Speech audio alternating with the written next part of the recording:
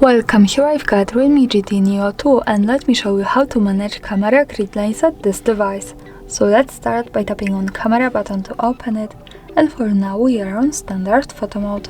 From here let's go to right corner button so we can open camera settings.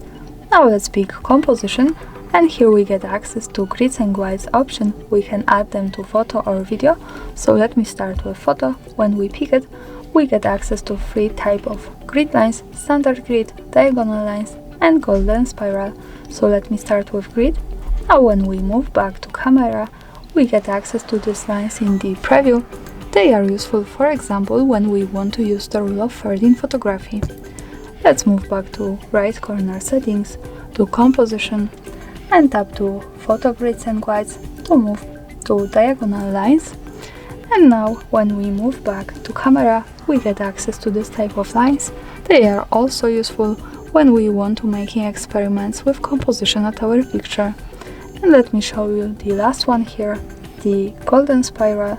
So for now we get access to this type of spiral in preview.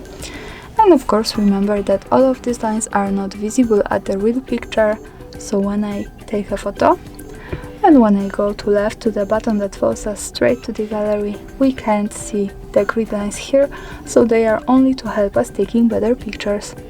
And of course when we don't need them or need another type, we have to move back to right corner settings, to composition, and manage photo grids and glides as we need, or just turn them off. I want to show also that when we tap to video, we can add only standard grid. And that's all. Thanks for watching, subscribe our channel and leave the thumbs up.